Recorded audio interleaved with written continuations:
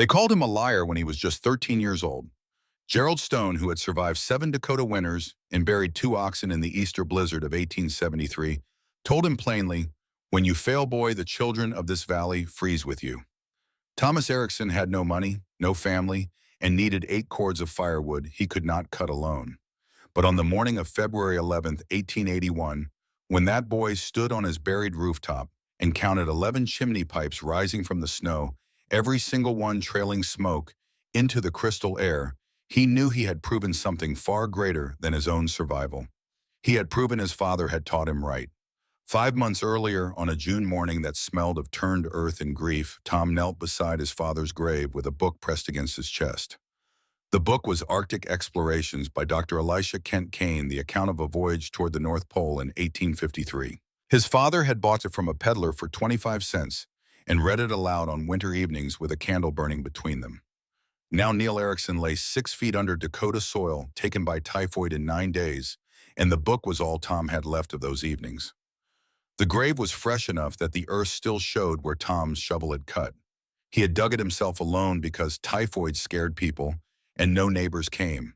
He had wrapped his father in the good quilt, the one his mother Rachel had made on the steamboat north before she died of cholera 2 years back.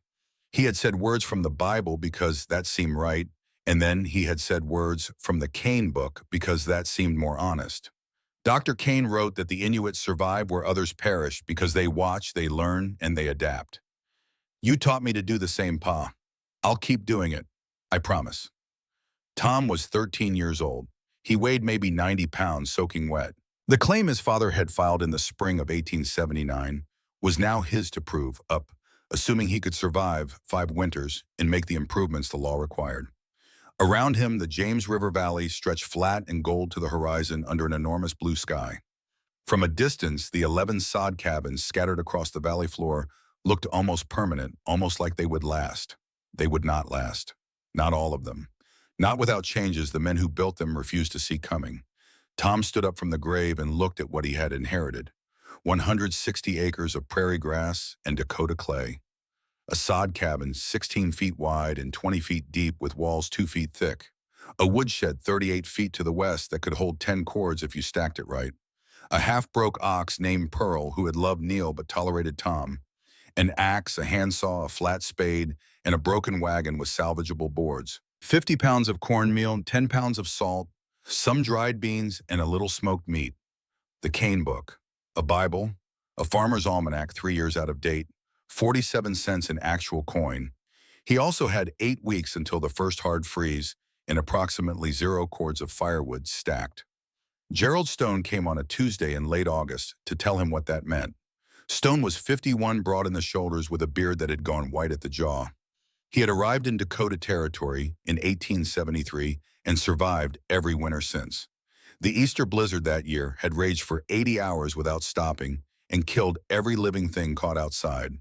Stone had buried 2 oxen in that storm, dug himself out of a drift by feeling in the dark, and walked 4 miles on frozen feet to reach the settlement's only other family. When Gerald Stone told you something about winter, you listened. He dismounted his horse and stood looking at Tom's woodshed. He looked at the half-stacked pile of cottonwood rounds by the splitting block. He looked at Tom. "How much have you cut?" "3/4 of a cord, sir. Maybe a bit more." Stone said nothing for a moment, just kept looking at that pathetic pile. Then he turned those winter-hard eyes on the boy. "You need 5 cords to survive a normal winter. 7 to be safe. You have 6 weeks before the first hard freeze."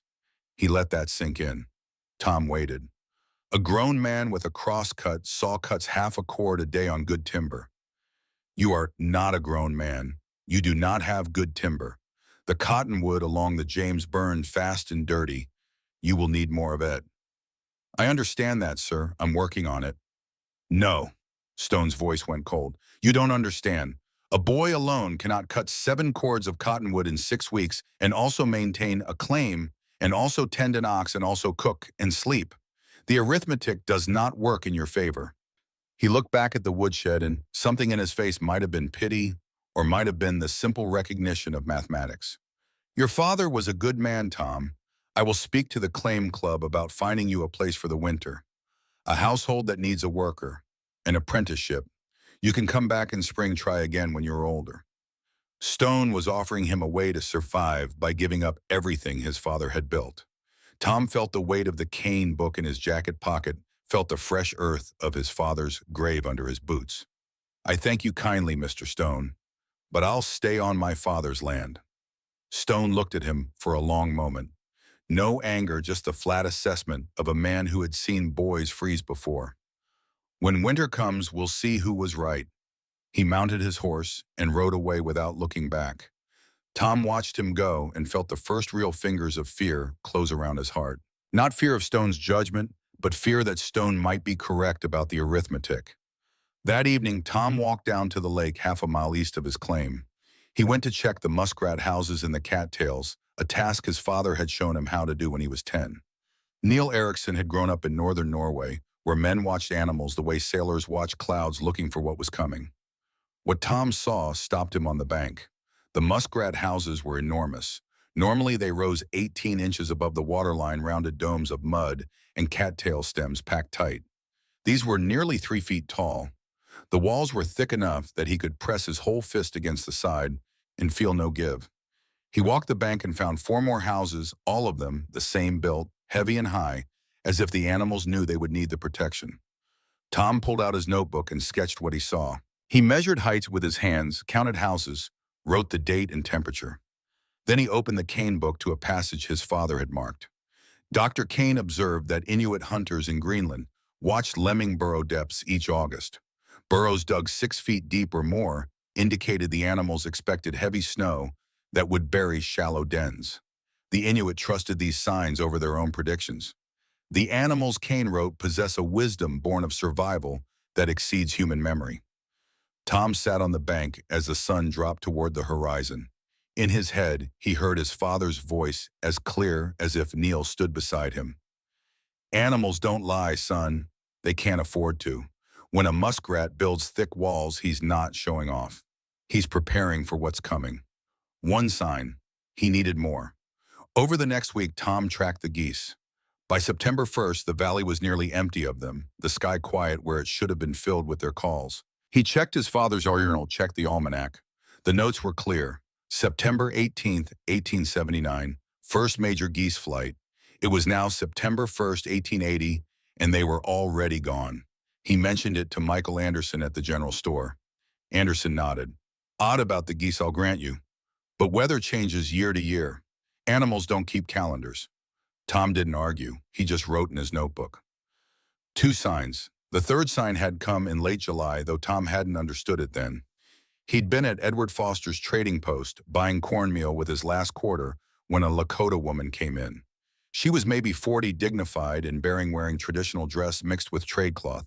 She came every few weeks to exchange hides and dried berries for flour and coffee. Tom had seen her before but never heard her speak much. She stood at Foster's counter and said in careful English, "Big winter coming." She pointed north and held up 7 fingers. 7 moons snow. Edward Foster laughed a shopkeeper's condescending chuckle. That's what they all say this time of year, trying to scare up trades for extra blankets. The woman's face stayed serious. Not trade, warning. Foster waved her off. I'm sure it'll be a hard winter. It's always a hard winter. That's Dakota. The woman looked around the store. Her eyes found Tom's, and for just a moment, something passed between them. A recognition. She nodded slightly, the way you might nod to someone who was actually listening. Then she turned and left without buying anything. Foster shook his head. Indians always predict harsh winters. Keeps us nervous, keeps us buying. Don't pay it any mind, Tom. But Tom had paid it mind. He'd thought about it all through August, and now, sitting at his father's table on the night of September 1st, with 3 pieces of evidence laid out in his notebook, he thought about it harder. Muskrat houses 3 feet tall, geese departed 3 weeks early, Lakota woman, 7 moons of snow, 3 sources, 3 different kinds of knowledge, animal instinct, avian migration, indigenous observation passed down through generations, all saying the same thing. This winter would not be normal. Tom opened the Kane book to the page his father had dog-eared. Chapter 7, Inuit Winter Architecture, a passage his father had underlined in pencil. At Ida, Dr. Kane observed the Inuit construct their winter villages with remarkable foresight. Each igloo connected to neighboring structures through underground passages. When blizzards buried the village entirely, the Inuit moved freely through these tunnels. Cold air settled in the low entry passages and could not reach the living spaces above. The snow itself became the insulating wall. In the margin in his father's familiar handwriting was a note. Tom had seen it before but never understood why his father had written it. Now with 6 weeks until freeze, and insufficient firewood and a winter coming that would be worse than anyone expected, the note made sudden perfect sense. Adapt this. Wood structure before snow. Let snow insulate. T, remember this if I'm not here. The T was for Thomas. His father had known. Somehow Neil Erickson had known he might not survive to see another winter, and he had left his son a blueprint. Tom spoke aloud to the empty cabin, to the ghost of his father, to himself. They'll think I'm crazy, but you were right about watching the animals. You were right about preparing for the worst. If you're right about this too, then I have to try. He started sketching. A hatch cut through the cabin roof. A covered wooden framework built between the cabin and the woodshed. Not a tunnel through snow, but a structure built before the snow that would hold its shape when buried. Cottonwood posts and crossbeams. A plank roof.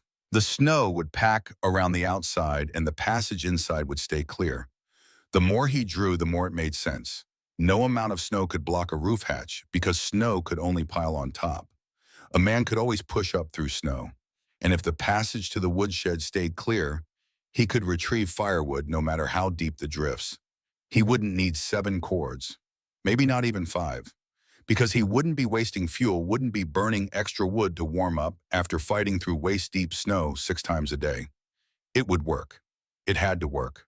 The Claim Club meeting was held on September 15th in Stone's cabin. 11 homesteaders crowded around the table and along the walls, hats in hand, smelling of tobacco and work. Stone went through the winter preparation list. 5 cords, minimum 7 preferred. Rope lines to the barn and woodshed before the first storm. Banking sawdust against exterior walls for insulation. The usual practices. Everyone nodded. Everyone. This was known territory. Tom waited until they had finished. Then he stood up. He was the youngest person in the room by 15 years, and he understood that being young meant he had the least right to speak. But he had promised his father he would keep the land, and keeping the land meant surviving the winter. And surviving this winter meant doing things differently. He told them about the muskrat houses. He told them about the geese. He told them about the Lakota woman's 7 fingers. He watched their faces while he talked. Most of them were patient. A few were not. Then he told them what he thought they needed to do differently. First, a hatch cut through each cabin roof, framed in lumber, hinged with leather, sealed against wind. An exit that no amount of snow could block because the snow could only pile on top of it and a man could push up through snow. Second, a covered wooden framework built between cabin and woodshed before the snows came. Posts and cross beams roofed with planks, creating a passage 5 feet tall and 3 feet wide. When the snow buried it, the wood would hold the shape and the passage would stay clear. Third stockpile, not 5 cords, not 7. 15. The room was quiet for a moment. Then William Reed spoke. Reed was 38, precise, a German-American who had built the settlement's only frame house with squared timbers and a level. He was not unkind, just mathematical. 40 feet of tunnel, Reed said slowly, calculating as he spoke. 5 feet tall, 3.5 feet wide. That's 700 cubic feet of enclosed space to build frame and roof. He thought about it, and Tom could see him doing the engineering in his head. A grown man with a good crew might manage that in a week. Who builds it for you? I do, sir. Reed shook his head and his face held something like sympathy. You're cutting maybe a quarter cord a day right now. You need 60 days to stack 15 cords. You have less than 40 days before freeze. The tunnel takes 12 days if you work without stopping. You cannot do both. The arithmetic doesn't allow it. I can do both. You cannot. The voice came from the head of the table and it cut through the room like an axe through kindling. Gerald Stone stood up and every man there went quiet. Enough.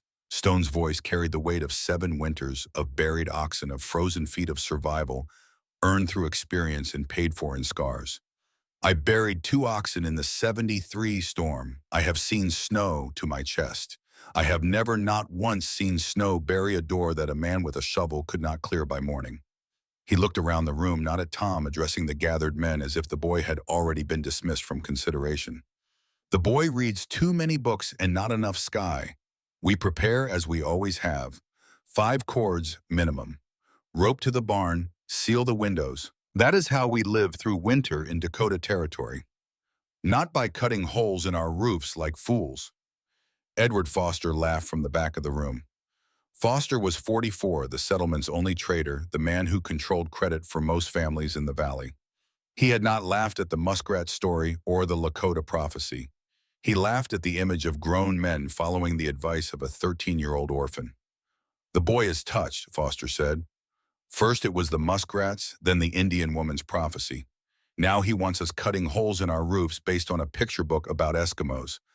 I say we stop indulging this. He paused and his voice took on an edge. The boy needs a master, not a claim. Send him to apprentice in Huron before he freezes to death on his father's dirt. The room murmured. Not in agreement, not entirely, but in the way rooms murmur when someone has said what everyone was privately thinking. Stone called for a vote. The Claim Club could not force Tom to leave his land, but they could decide whether to support his preparations with communal resources. Those in favor of providing shared lumber tools and labor to support the boys' project, show hands. No hands rose. The silence was absolute. Those in favor of allowing Tom Erickson to keep his father's claim under his own methods with no communal support. 9 hands went up. William Reed and Sarah Bennett, the widow with 3 children, abstained. Stone's voice was flat final. Tom Erickson may keep his claim. No shared lumber, no shared tools, no labor. If you want to cut holes in your own roof, that's your business. The settlement will prepare as we always have. Then Stone looked directly at Tom and his eyes held something harder than dismissal. They held a challenge. You think you know better than me, boy? I've survived 7 Dakota winters. How many have you survived, one with your father keeping you alive? Tom said nothing. There was nothing to say that would change the mathematics of age and experience. Stone's voice dropped lower, more dangerous. I'll tell you this. When you fail, and you will fail, I'll bury you next to your father, and I'll tell him his son was too proud to listen to a man who knew better. Tom walked home in the September darkness. 200 yards from Stone's cabin to his own, but it felt like miles. The stars were sharp and bright overhead, no moon, and he could hear his own boots on the hard earth. He had 40 days. He had an axe, a handsaw, a flat spade, a broken wagon, and a book about the Arctic. He had a settlement that thought he was crazy, and a community leader who had publicly promised to bury him. Inside the cabin, he lit a candle and sat at his father's table. He opened the cane book not to read but to touch something his father had touched, to feel less alone. The book fell open to the dog-eared page, and there was his father's note in the margin. Adapt this. Remember this if I'm not here. Tom spoke to the empty room, to his father's ghost, to the God he half believed in. I'll do it, Pa. I'll build what needs building. I'll prove the claim. I'll keep the land. He paused and his voice got quieter. Even if I'm wrong about the winter, at least I tried something. At least I didn't just give up and let them send me away like a kid who can't take care of himself. He closed the book and blew out the candle. Tomorrow he would start building the roof hatch. 40 days until freeze. 38 after he finished the hatch. Then 12 days for the tunnel if he worked like a man twice his size. Then whatever time remained to cut firewood, knowing it would never be enough. The arithmetic did not work in his favor. William Reed had been right about that. But Tom had one thing Reed and Stone and all the others didn't have. He had his father's notes, his father's teaching, and his father's shared certainty that watching and preparing and adapting mattered more than experience that refused to see new patterns. He had been taught by a man who watched animals, who read books, who prepared for the worst, while others prepared for the usual. Neil Erickson had been right about a lot of things. Tom had to trust he'd been right about this too. Outside, the September night was cool and getting cooler. In 6 weeks, the first storm would come. In 4 months, the great blizzard would arrive and prove who had understood what was coming. But tonight, Tom was just a 13-year-old boy alone in a sod cabin, promising his dead father he would survive, promising himself he would prove them all wrong, promising the darkness that he would not fail. He fell asleep at the table with the cane book under his hand, and if he dreamed of muskrat houses 3 feet tall and geese flying south under a white ski in a tunnel that would save 11 families who had turned their backs on the boy who built it. 40 days until the first freeze. The arithmetic was impossible, but Tom had learned from his father that impossible just meant you had to work harder and think different and trust that preparation would matter when it mattered most. He woke before dawn and started building. The roof hatch took 2 days. Tom climbed onto the sod roof with his flat spade on September 16th, the morning after the Claim Club meeting, and marked a rectangle in chalk between 2 rafters where the structure was most solid. 30 inches wide, 36 inches long. Just enough for a man to climb through. Sod comes up in bricks if you cut it right. Straight down with the spade, then pry from the side. His father had shown him this when they built the cabin walls, and Tom could still hear Neil's voice in his head as he worked. Measure twice, cut once. Sod's holding your roof together, so you treat it with respect.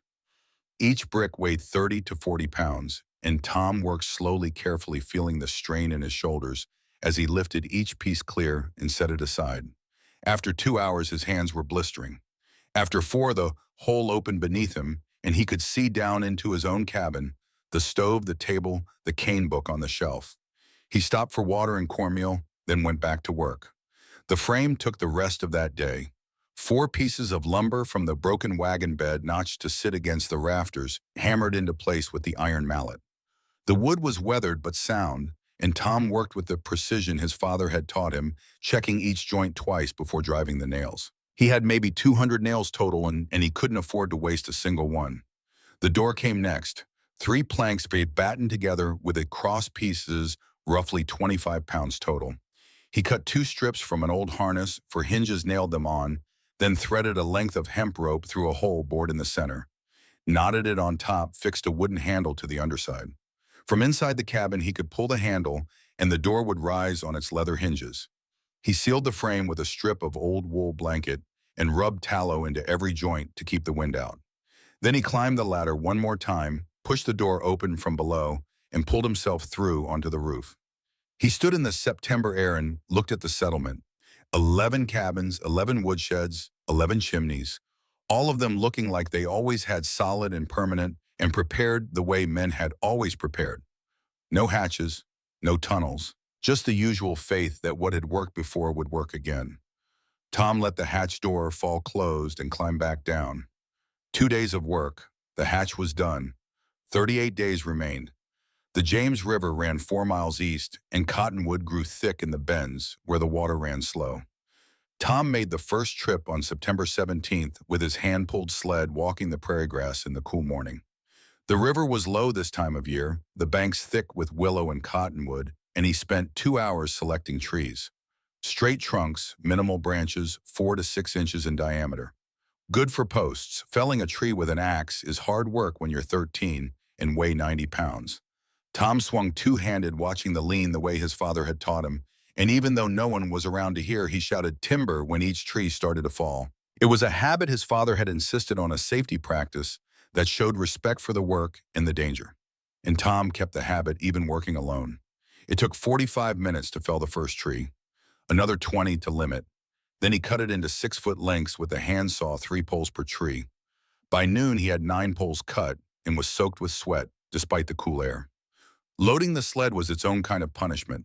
6 poles per trip was all he could manage, and even with padding on his shoulders, the rope cut deep as he hauled the sled back across 4 miles of prairie. He stopped every half mile to rest, hands on knees, breathing hard, and each time he stopped, he did the arithmetic in his head. 26 poles needed for 13 frames, 9 down, 17 to go, 3 more trips minimum. He made it home after dark, ate cornmeal mush cold from breakfast, and fell asleep at the table without meaning to. The next 3 days blurred together. September 18th, 19th, 20th. Up before dawn, 4 miles to the river cut and load 4 miles back, arrive after sunset. His hands bled through the cloth wrappings. His shoulders burned with a deep, constant fire that didn't ease even when he stopped moving. On the 3rd day, a rainstorm rolled through and turned the ground to mud, and hauling the sled became twice as hard. By September 20th, he had 24 poles stacked beside the cabin. He'd planned for 26, but his body was breaking down, and he made a decision. Two fewer frames. Space them every 3 feet instead of every 2.5. It would have to work. He gave himself one evening to rest, sitting at the table with his hands soaking in a bowl of cold water, and then he started building. Each pole had to be split lengthwise to make 2 posts. Tom marked the center line with chalk, used the axe to start the split, then drove wooden wedges to force it the rest of the way. The work was rough and the splits were uneven, but they were functional. By the end of September 21st, he had 16 posts ready enough for 4 frames. Notching the tiles to accept the crossbeams took patience he barely had left. The handsaw wanted to slip, and his hands were so torn up that gripping anything was agony.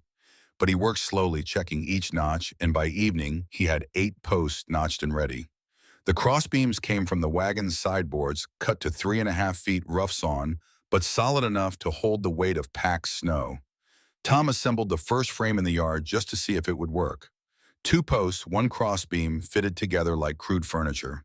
When he stood it upright and stepped back, the frame held. 5 feet tall, 3.5 feet wide. It wobbled when he pushed it, but it stood. He hung his weight on the crossbeam, testing. The frame creaked, but held. Good enough. It had to be good enough. Installing the frames was the worst part. The Dakota clay was hard, just 2 inches of topsoil over compressed hardpan that rang when the spade hit it. Tom had to dig each post hole 2 feet deep, and it took 90 minutes per hole, 2 holes per frame. He worked until his hands bled, until the blood soaked through the wrappings, until he couldn't feel his fingers anymore. Frame 1 went in on September 22nd. Posts driven into the ground, tamped with rocks, braced with diagonal struts. Crossbeams secured with precious nails. By the time he finished, the sun was setting and he could barely stand. But 1 frame was up, 12 more to go. The days that followed became a kind of test that had nothing to do with winter and everything to do with how much pain a human body could absorb and keep working. Tom fell into a pattern: wake before light, work until he couldn't see, eat once, sleep 5 hours, repeat. September 23rd, frames 2 and 3. September 24th, frames 4 and 5. A rainstorm on the 25th slowed him down, the holes filling with water, the ground turning to sucking mud. Frame 6 took all day, but he got it done. September 26th and 27th, frames 7 through 10. His body was changing, becoming something harder and leaner.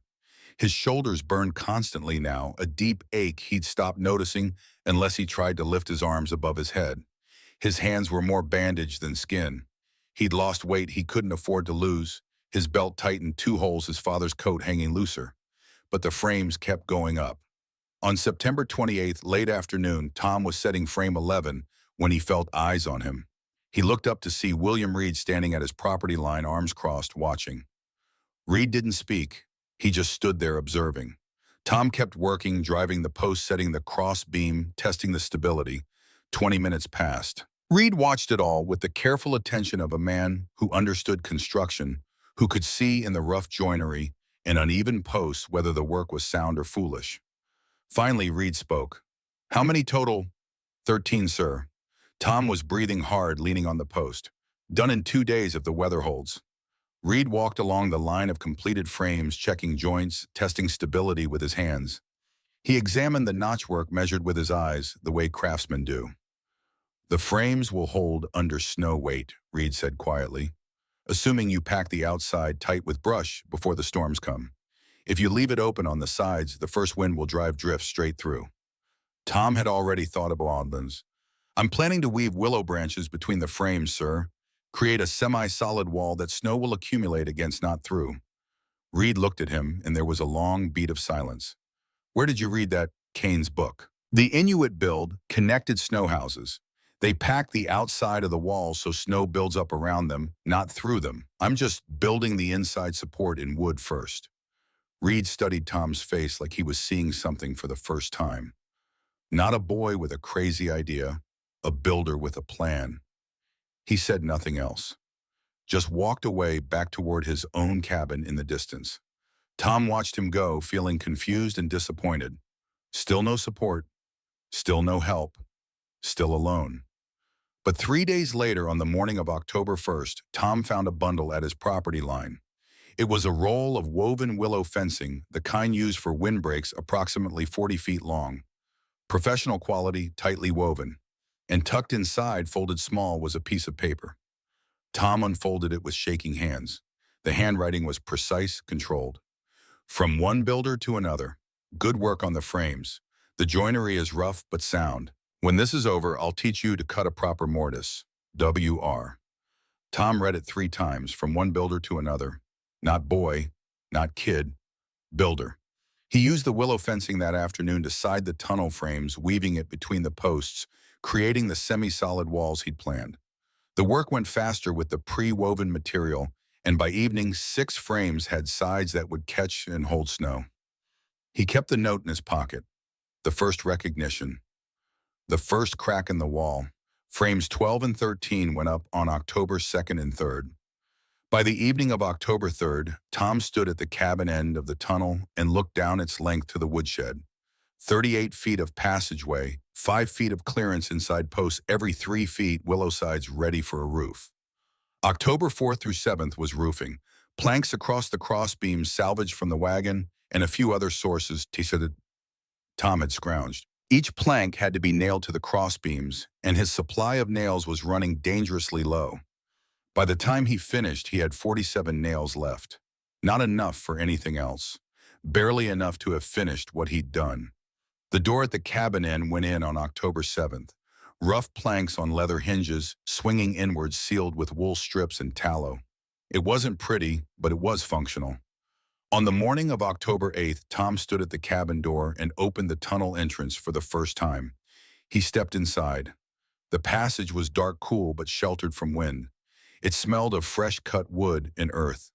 He could hear his own breathing, his boots on the dirt floor. The willow weave walls were rough under his hands. He walked the full length 38 feet from cabin to woodshed, walking slightly hunched under the 5-foot clearance. At the far end, he opened the woodshed door from inside the tunnel and stepped into the familiar space where his meager supply of firewood waited. Tom sat down on the woodshed floor. For the first time in 3 weeks, he stopped moving. His hands shook not from cold, but from exhaustion and relief and fear that was still very present. I did it, he said to the empty building. Then he did the math he'd been avoiding. 6 days before William Reed's deadline became real. 6 days before the arithmetic of survival caught up to him. He had built the hatch. He had built the tunnel. And in doing so, he had used up almost all his time. He went to the woodshed and counted what was stacked there. 3 cords and a quarter split, cottonwood and elm from his summer work. He needed 7 cords minimum. He was short by 3 3/4. 6 days to cut 3 3/4 cords. That meant cutting nearly 2/3 of a cord per day. He'd been averaging a quarter cord on his best days. The arithmetic still didn't work. Tom spent October 8th through 13th cutting firewood like a man possessed. 14 hours a day with the handsaw and axe working cottonwood along his property line, and elm from the river when he could make the trip. His hands bled through the wrappings constantly now. His shoulders felt like they were tearing apart. He ate once a day, slept 4 hours, and spent every other moment working. October 8th, 4/10 of a cord. October 9th, 3/10. October 10th, 3.5/10. October 11th, a rainstorm, 2.5/10. October 12th, pushing through pain so deep it felt like his bones were breaking, 4/10. October 13th, the last day running on nothing but will, 3/10. Total added over 6 days, 2 cords, and 3/10. He sat on the woodshed floor on the evening of October 13th and added it up. 5 cords and 55/100ths total. Call it 5.5 cords, short by a cord and a half if the winter was normal. Short by much more if the winter was what the muskrats and geese and Lakota woman said it would be. Tom tried to stand and his legs wouldn't work. He sat there for 3 full minutes, just breathing, before his body would respond again. When he finally got to his feet, he had to lean against the wall. William Reed had been right about the arithmetic. A boy alone could not do it all. But Tom remembered something his father had told him, remembered a note in the margin of a different page in the cane book. He went back to the cabin, lit the candle, and found the passage. His father had written, "Tiff short on wood, remember Russian Mennonites twist hay for fuel. Not ideal, smoky, but alive is better than perfect. Tom had read about this in an old Omaha newspaper that had reached the settlement 3 months late. Russian Mennonite settlers to the south twisted slough hay into tight coils and burned them in their stoves when wood ran short. Slow-burning, smoky, but hot enough to keep a stove alive through a cold night. The sloughs east of the James River held stands of coarse grass that settlers called slough hay, wild, dry, rough as rope. During summer it was nearly worthless as fodder and ignored as fuel, but it was there free for the taking, dried on the stalk. Tom spent October 14th and 15th gathering hay. He walked to the slough half a mile from his cabin with a hand sickle his father had owned, cutting the dried grass in bundles, tying them with rope, dragging them home on the sled. The rough stalks cut his hands even through the wrappings, but he kept cutting. 2 days of work, 300 pounds of hay gathered. October 15th, he spent the entire day twisting hay. Take a tight handful, twist it in opposite directions with both hands until it formed a dense coil. Tie it with a small piece of cord to keep the twist.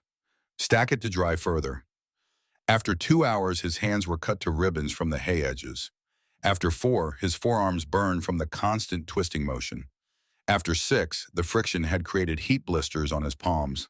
He wrapped his hands tighter and kept going. By evening, he had 300 pounds of hay twisted into roughly 200 coils. He calculated burn time based on what the newspaper had said. Each coil may be 45 to 60 minutes. Total burn time 150 to 200 hours, equivalent to maybe 1.5 to 2 cords of wood. He carried the hay coils inside the cabin and stacked them against the east wall where the heat from the stove would keep them dry. Then he did the final arithmetic. 5.5 cords of cottonwood and elm in the woodshed. 300 pounds of hay twists inside. Total equivalent maybe 7 to 7.5 cords of fuel. Not 15, not even close to William Reed's numbers. But it was more than anyone else had planned for. And he had something no one else possessed. He could reach his woodshed anytime through the tunnel. He had a roof hatch if the cabin got buried. He had backup fuel no one had thought to gather. It would have to be enough. Tom fell asleep on the evening of October 15th with the cane book open in his lap, the lantern burning down the temperature, outside dropping through the 20s toward the teens. He didn't yet know what was coming. He didn't know about the 9 days in February that would test everything he'd built. But he had constructed everything he knew how to construct, and he had done it alone except for one roll of willow fencing and a note that said, "Builder." Now there was nothing left to do but wait. The first storm came on October 16th. Tom woke to thunder, not summer thunder rolling and distant. This was sharp inside the clouds like something breaking. He stepped outside into air that smelled like iron, and the sky to the northwest had gone the color of a bruise. He could see Gerald Stone's cabin 200 yards away. 10 minutes later, he could see nothing but white. The wind hit like a body thrown against the cabin walls. The stove banked for the night, breathed hard as the pressure changed. The windows went white with frost on the inside. The sound was enormous, a roar that filled the world. Tom climbed to the roof hatch, cracked it an inch, and looked out. Nothing. Just snow moving sideways with enough force to cut skin. He let the hatch fall shut. For 36 hours, the wind raged. Tom kept the stove burning steady, fed it small pieces every 2 hours, conserved his fuel. He ate sparingly. He slept when he could. He read the cane book by lantern light and tried not to think about what was happening outside. When the wind finally stopped, and on the morning of October 18th, the silence was shocking. Tom climbed through the hatch into still cold air and looked at a transformed world. 2 feet of snow lay flat across the valley floor. The drifts ran higher, 5, 6, 8 feet, piled against anything that broke the wind. Fences were buried to their top rails. The path between his cabin and Stone's cabin had ceased to exist. Tom dropped back through the hatch and walked to the tunnel door. He opened it and stepped inside. The passage was dark and cold and silent. The wind had not reached it. The plank roof held a ceiling of packed snow, bowed slightly between frames but solid. The willow walls had caught the snow on the outside, creating the insulation layer he had planned. He walked the full length from cabin to woodshed in a crouch, his breath steaming in the lantern light. At the far end, he opened the woodshed door from inside the tunnel and stepped into the woodshed dry and upright. The tunnel worked. Tom loaded an armful of split cottonwood and carried it back through the passage to the cabin, set it by the stove. Did it again. Fed the stove. Boiled water. Ate. Outside, he could hear the settlement waking up. The thud of shovels against drifted doors, men cursing in Norwegian. Gerald Stone's voice carrying across the valley, something about the rope, something about the ox. Normal sounds, hard sounds, but manageable. Stone walked past Tom's claim that afternoon without stopping. He saw the roof hatch, a small wooden square, raised a few inches above the snow-covered roof. He saw the low ridge in the snow, where the tunnel framework ran buried but visible as a slight rise leading from cabin to woodshed. He kept walking. He said nothing. Tom stood in his doorway and watched Stone go. The message was clear. One storm. Doors cleared by midday. Nothing to remark on. Nothing to reconsider.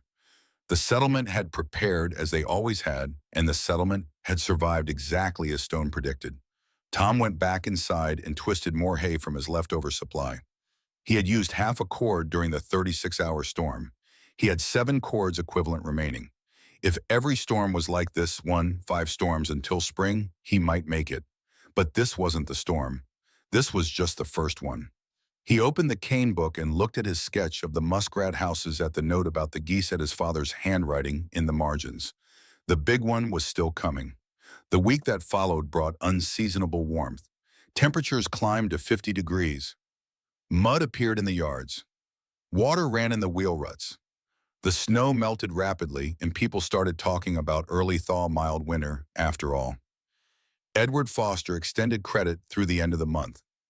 Michael Anderson's children played outside without coats. Gerald Stone was vindicated. See normal winter. The boys' tunnel was wasted effort. Tom didn't trust it. He spent the warm week cutting more firewood. His hands cracked and bled every morning until they warmed up. He added half a cord to his woodshed, bringing his total back up to 6 cords with the hay equivalent. He twisted more hay. He checked the tunnel frames and retightened 2 that had shifted in the freeze-thaw cycle. On October 24th, he walked to the lake and checked the muskrat houses. Still 3 feet tall. The animals hadn't changed their construction. They were still built for deep burial. Animals don't do false hope. The second blizzard came on November 12th. No thunder this time. The air just went thin and gray in the space of an hour, and then it went white. 3 days of white. When it cleared on November 15th, the snow was 4 feet on the level, and the drifts had buried Will Reed's fence posts entirely. Only the wire showed a thin, dark line across the white. The settlers dug out slower this time, more tired. Tom walked through his tunnel business as usual and burned 6/10 of a cord during the 3-day storm. He had 5 4/10 cords remaining. The third blizzard came on November 21st. 5 days of continuous snow. When it cleared on November 26th, a full week before December, snow outside Tom's cabin was 6 feet deep on the level. Gerald Stone had spent 2 days after the second storm digging a trench from his cabin to his woodshed. 3 feet wide, 4 feet deep, open to the sky. He and his oldest son had worked in relay, one digging while the other hauled snow. On November 28th, Tom watched from his roof as Stone walked the trench, testing its depth. Stone knew what Tom knew. One more storm would fill it, and he didn't have the strength to dig it out again. Tom's tunnel stayed clear. He walked it daily. But the fuel consumption was increasing as the cold deepened. He burned 8/10 of a cord during the 5-day November storm. His total dropped to 4 6/10 cords, and he started supplementing with 1 or 2 hay coils each night. December came and the storms came with it. December 3rd, a 2-day blizzard. December 9th, 3 days. December 15th, 2 days. December 21st, 3 days. Between storms, the temperature never climbed above 0. The snow didn't compact or settle. It stayed loose, crystalline, light as smoke in the wind, piling where the wind put it and staying there. Stone's trench filled on December 3rd. Tom watched him try to dig it out and give up after an hour. Stone started bringing wood inside 2 armloads at a time, running the rope line hand over hand in the white. It was dangerous work. 3 minutes in open air at 15 below was enough to start frostbite on exposed skin. One wrong step off the rope, in 0 visibility, and a man could wander 10 feet from his own door and never find it. The settlement went quiet. People stopped visiting. Each family sealed itself inside and rationed. Every morning, Tom climbed through his roof hatch and stood on the snow surface and looked at 11 chimneys protruding from the white like fence posts, some burned thick and steady, some burned thin. Edward Foster's chimney, which had gone heavy in November, had thinned to almost nothing by mid-December. Sarah Bennett's chimney, which housed a widow and her 3 children, put out almost no smoke in the mornings. They were letting the fire die overnight, rekindling it in the morning with precious fuel. Grace Bennett was 4 years old. She could not survive prolonged cold. Tom thought about this every morning standing in the wind, watching the smoke. He thought about it for 3 weeks. He owed them nothing. They had voted against helping him. They had left him to build alone. Every cord in his woodshed, every frame in his tunnel, every hay twist by the wall he had built that himself with raw hands and no help except an anonymous roll of willow fencing, no one would admit to leaving. But there were 9 children in those cabins. Sarah Bennett had 3. The youngest was 4. Tom went back inside each morning and twisted more hay and counted his cords and could not decide. On December 28th, his inventory stood at 2 cords and 85 hundredths of wood and 80 pounds of hay twists. Total equivalent maybe 3.5 cords. If winter ended March 1st, 9 weeks away, he needed roughly 6 3/10 cords at his current burn rate. He was short by almost 3 cords, even for himself alone. If winter ran to April 1st, the 7 moons the Lakota woman had predicted, he needed over 9 cords. He had 3.5. He sat at his father's table and opened the cane book to the page where his father had written about sharing. The note was brief. A man shares his last loaf. That's what separates us from wolves. Tom could spare half a cord now, maybe another half cord if February got bad. That would leave him with maybe 2.5 cords for himself. Not enough if winter ran long. Barely enough if it ended early. Gamble with his own life or let children freeze. He loaded a small sled with 4 pieces of split cottonwood and a bundle of hay twists. Enough for one family, one day. He would start with Sarah Bennett's cabin. The widow, the 3 kids, Grace who was 4. But he never made the delivery. Because on the morning of February 2nd, 1881, Tom woke to thunder inside the clouds, and the great blizzard arrived and took the choice away from him entirely. The sky to the northwest was the color of a bruise turning black. Tom stood in his cabin doorway on the morning of February 2nd and watched the wall of white advance across the prairie like something alive and hungry. The air smelled of iron and electricity. The temperature had been 12 below at dawn. In the 10 minutes he'd been watching it had dropped to 28 below. The barometer his father had owned was falling like a stone. He had maybe 20 minutes before it hit. Tom made his decision in an instant. He grabbed his coat and climbed through the roof hatch onto the snow surface.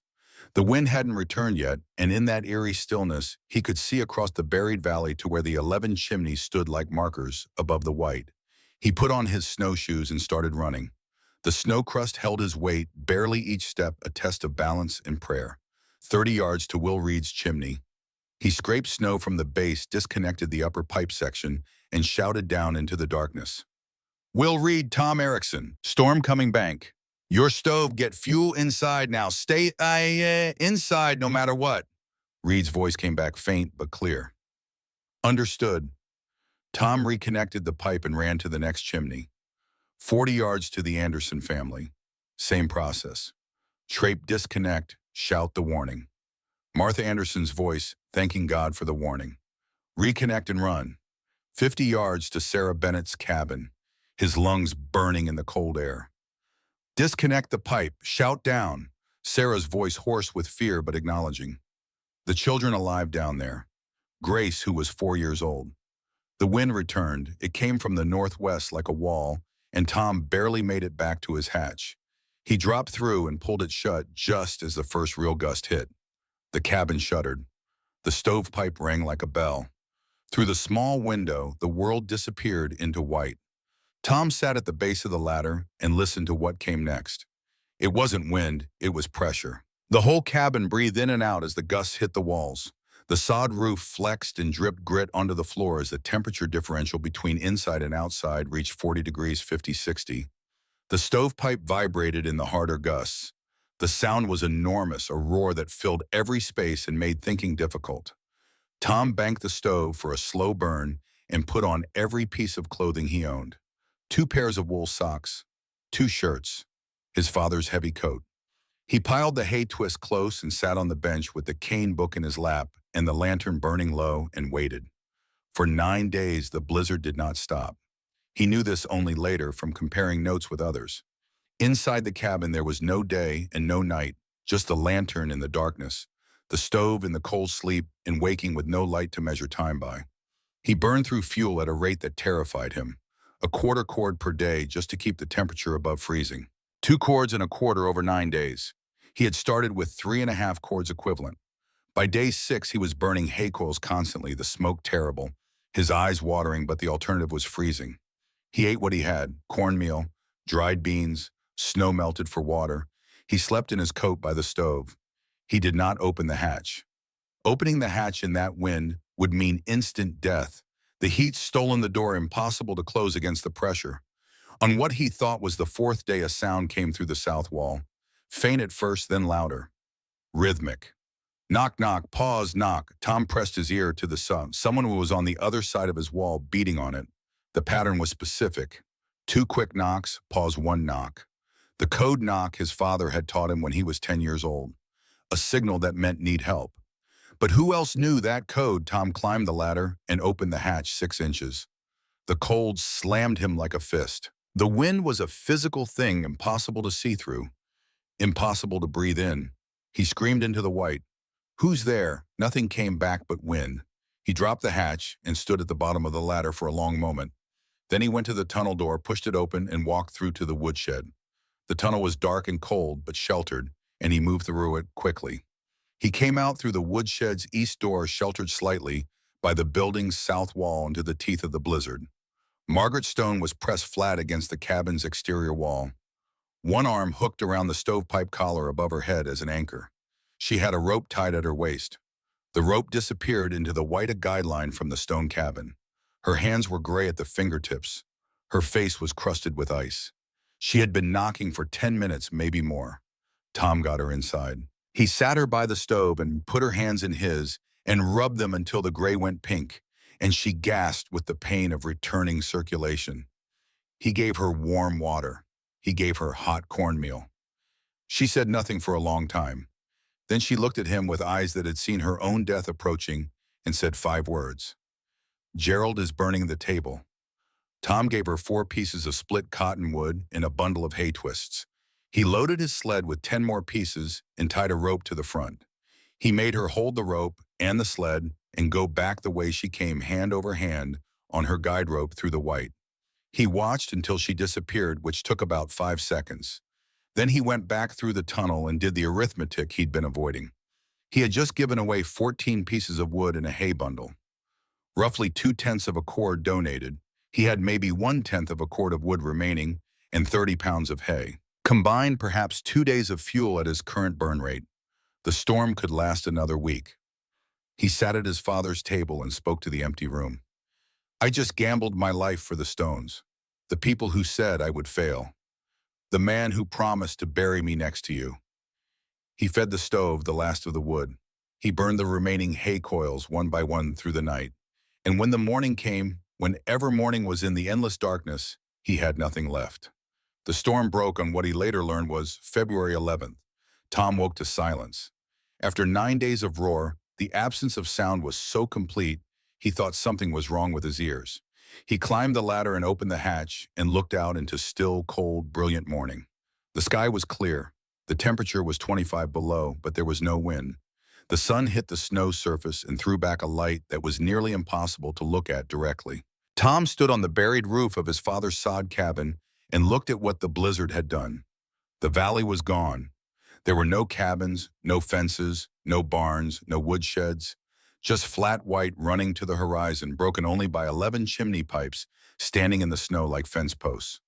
He sat down on the snow and put his face in his hands. He stayed there for a while, just breathing, feeling the sun on his back, feeling alive against all odds. Then he counted the chimneys. 1, 2, 3, all the way to 11. He counted again to be sure, Mom. 11, the question was which ones were smoking. Tom stood and examined each chimney. 7 were smoking, some thick, some thin, but all showing signs of life. 4 were cold, no smoke, no heat rising. At 25 below, a cabin without fire would be maybe 20 or 30 degrees inside by now. Survivable for adults in the short term. Fatal for children. He counted which ones were cold. Edward Foster's chimney. Sarah Bennett's chimney. Two others he didn't immediately recognize. 4 families without heat. 4 families that might already be dead or dying. Time was critical. Tom's inventory was 0. He had given everything to Margaret Stone. He had no wood, no hay, nothing. But he had something else. He had the tunnel structure itself. He went through the hatch and down to the tunnel. 13 frames held up the passage. Each frame was 2 posts and 1 crossbeam, all cottonwood, plus the plank roof. If he tore it apart, he could burn the wood. The tunnel had saved him. Now the tunnel would save them. Tom started with frame 13, the one farthest from the cabin. He pulled down the posts with a pry bar and split them into burnable pieces. 2 hours of hard work produced maybe 20 pieces of firewood. He loaded his sled and went back to the surface. Sarah Bennett's chimney was 30 yards northeast, the nearest cold chimney. Tom made the journey in 5 minutes, moving carefully on snowshoes, testing each step. The snow crust held him barely. At the chimney, he scraped snow from the base and disconnected the upper section. He shouted down into the dark. "Sarah Bennett, Tom Erickson, I have wood." Long silence. Then a voice hoarse and weak. "Tom, thank God." He lowered 4 pieces of cottonwood down the stovepipe on a rope, one at a time. The pieces weren't split fine enough, and he had to work them carefully. His bare fingers on the rope at 25 below went numb by the 3rd piece. By the 4th, he couldn't feel his hands at all. He got all 4 pieces down, then the hay bundle after. Sarah's voice came up from below, broken with emotion. "Bless you, Tom. Grace was so cold. She was so cold." Tom reconnected the pipe. His hands were white at the fingertips. He rubbed them until they went pink, gasping with the pain of it. He couldn't afford frostbite. 2 more cold chimneys needed wood, and he only had 2 pieces left on the sled. He went back to his cabin, tore down frame 12, split it into burnable pieces, returned to the surface. Edward Foster's chimney was next. 40 yards west. He made the journey and delivered 8 pieces down the pipe. Foster's voice from below was barely audible, the man nearly unconscious from cold. Will Reed's chimney was smoking steady, but Tom stopped there anyway because Will climbed out through his hatch to meet him. It was the first time Tom had seen another person outside in 9 days. "You built the tunnel," Will said. It wasn't a question. "Yes, sir." "It worked." "Yes, sir." Will looked around at the transformed landscape, at Tom's sled with firewood, at the other chimneys, some of which were cold. "You're delivering to the families without fuel." "Yes, sir." "Where'd you get the wood? You couldn't have stockpiled enough." "Tunnel frames. I'm burning the structure." And there was a long silence. Will Reed, the precise German-American carpenter who understood construction better than anyone in the settlement, calculated what that meant. Destroying the thing that had saved you to save others. "I have 2 cords I can spare," Will said quietly. "I'll help you deliver." For the next 2 days, Tom and Will worked together. Tom knew which chimneys needed help because he had watched the smoke all through December and January. Will had the strength and the extra fuel. They moved between the buried cabins, lowering wood down stovepipes, checking on families, making sure children were warm. Other families watched from their hatches. They saw Tom and Will moving across the snow. They saw firewood being delivered. Word spread through the settlement, people shouting between hatches. "Tom Erickson is bringing fuel.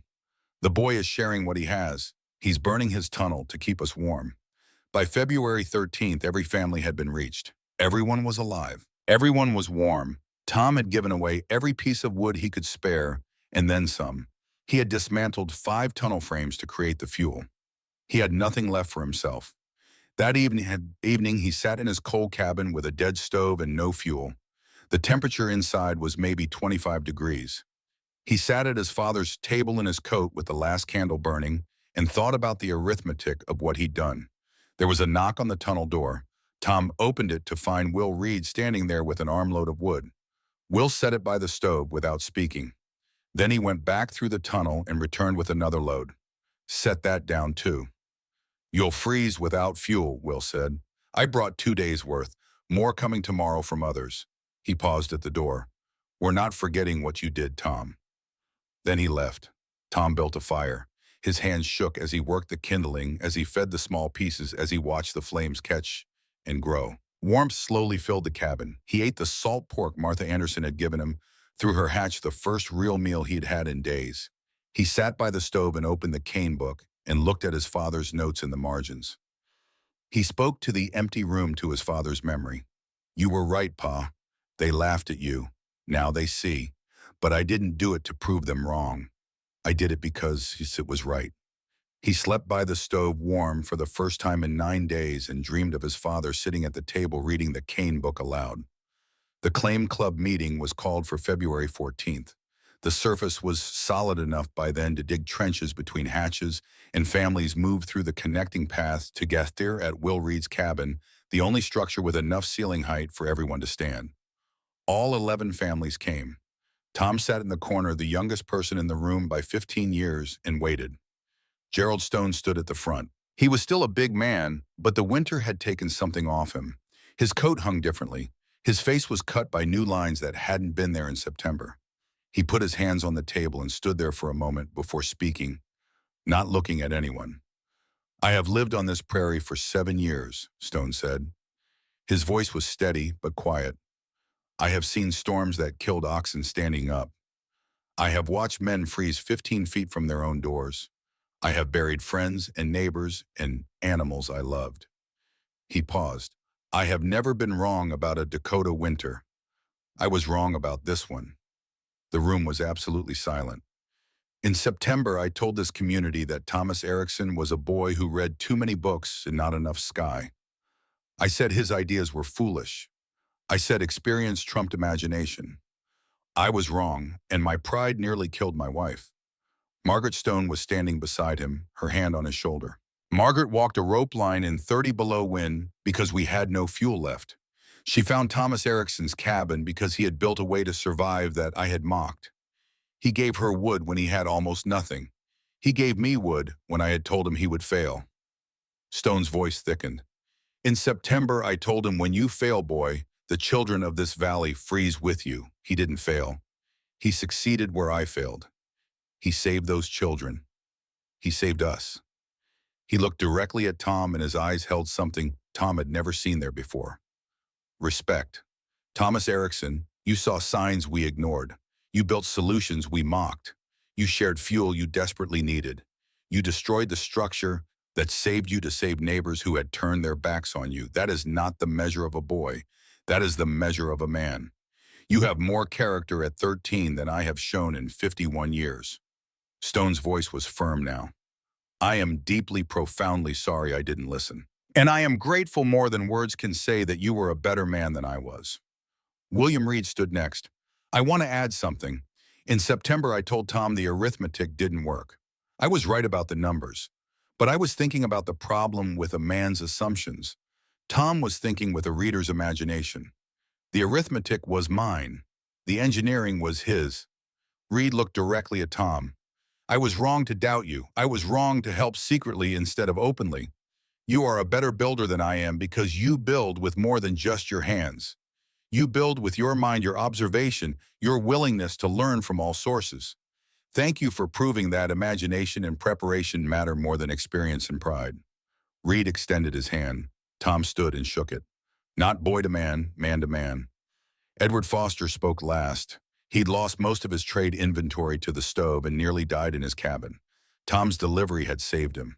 "I don't apologize for what I said in September," Foster said, eyes on the table. "I said what any reasonable man would say. A 13-year-old boy talking about Eskimo tunnels and Indian prophecies. Would you have believed him?" He looked up. "But I will say this. I was wrong about what the boy was capable of. Completely wrong. I'm alive because Thomas Erickson was better than me. More generous, more prepared, more willing to sacrifice. I tried to take your claim in September. I won't try again. You've earned this land in ways I never could. Thank you for saving my life when you had every reason to let me freeze." Sarah Bennett stood with her 3 children. Grace, who was 4 years old, stood beside her mother. "I can't speak like the men," Sarah said, "but I want Thomas to know. On February 11th, when Tom came down through our hatch, Grace was unconscious from cold. I thought I'd lost her. Tom built our fire himself, stayed until Grace woke up, then went to help others. She looked at Tom with eyes full of tears. You gave wood you needed. You gave time you didn't have. You gave when we had given you nothing. Little Grace spoke, her voice small but clear. Thank you, Mr. Tom. Tom's throat was too tight to speak. He just nodded. Gerald Stone spoke again. Words are easy. Actions matter. I propose we cut Tom's claim clear before we cut our own. Every able man, we rebuild his tunnel. Communal project. Best materials we have. We cut and stack firewood for him. 10 cords. We repair his cabin seal. His windows make his property the most prepared in this settlement. Agreed. Every hand in the room went up. Tom started to protest, but Stone cut him off. Yes, we do. A debt's a debt. We failed you. We'll make it right through work, not words. For the next 2 weeks, every able man in the settlement worked Tom's claim. They cleared snow, rebuilt tunnel frames with squared lumber and proper joinery, cut and stacked 10 cords of donated firewood, repaired and sealed his cabin. Tom worked alongside them, not supervising, but learning. Will taught him proper mortise cuts. Stone showed him efficient splitting technique. Michael Anderson shared barn maintenance tricks. These weren't just repairs. These were lessons. Men teaching a younger man, passing knowledge, building community through shared labor. By late February, every cabin in the settlement had cut a roof hatch. Stone's son cut his father's hatch in methodical silence, and when he finished, Stone placed his hand on the boy's shoulder without speaking. Will Reed built his with squared lumber and iron hinges, precision work. Emily Anderson, 11 years old, cut her family's hatch herself over 3 evenings, and Tom supervised without taking over. When she finished, her father beamed with pride. Tom showed each family how to frame the opening, how to set the leather seal, how to rig the rope pull. He charged nothing. Your father taught me, Stone said. Now you teach us. That's how knowledge works. The snow didn't meaningfully recede until late April. Water began running in the wheel ruts on April 23rd. The James River came back into view on April 30th, swollen and brown and fast. Spring brought its own violence. The Missouri River flooded catastrophically to the south.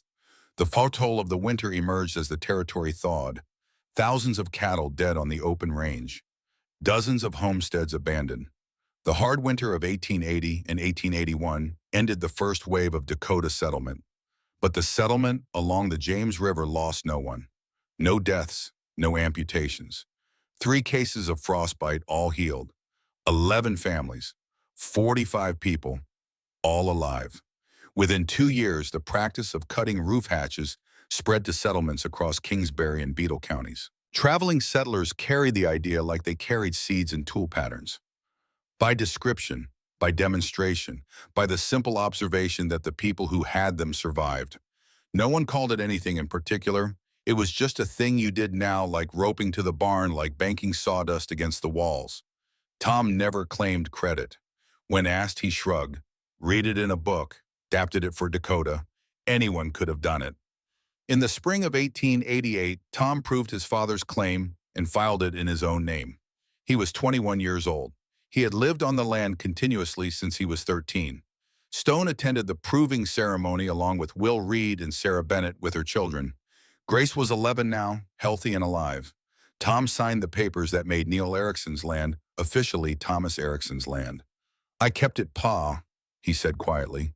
In 1892, he married Emily Anderson, the girl who had cut her family's hatch at 11. The wedding was small. Stone walked Emily down the aisle because her father had died in the winter of 1884. Tom farmed the quarter section for the rest of his life. He never moved. The sod cabin was replaced by a frame house before he was 25, but he kept the woodshed. He kept it long after coal and kerosene, and eventually gas had replaced cottonwood in the stove. Neighbors thought it was sentiment. Maybe it was. But it was also a reminder of what had been survived, what had been learned, what had been shared. When Tom died in 1931 at age 64, his funeral filled the church. Grace Bennett Howard was there, 54 years old now, a grandmother herself. Will Reed's son came because Will had died in 1928. Stone's grandchildren attended because Stone had passed in 1919. Dozens of people Tom had helped over 5 decades. The pastor read a letter Tom had written. If you're reading this, I'm gone. Don't mourn long. I lived exactly the life I wanted. I kept my father's land. I raised good children. I helped my neighbors. I learned something new every day. If there's a lesson from my life, it's this. Listen to everyone. Animals, elders, strangers, books, sky. Truth comes from many sources. Prepare for the worst. Always.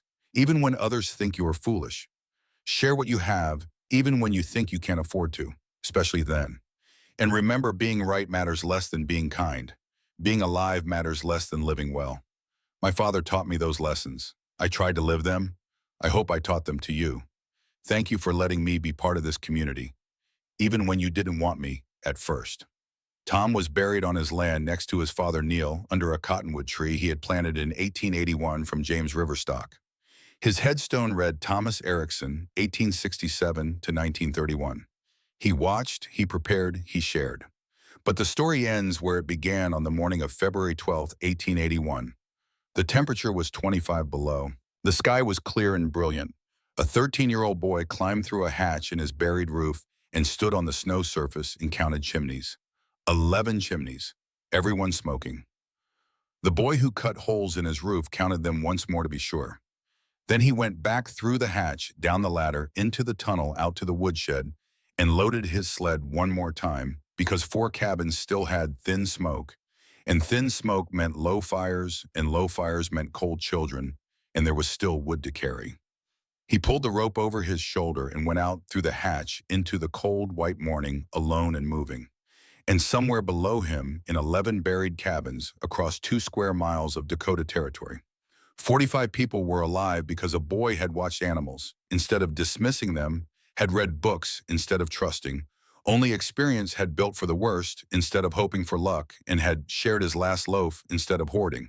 Because he remembered his father's lessons, because he became the man his father knew he could be.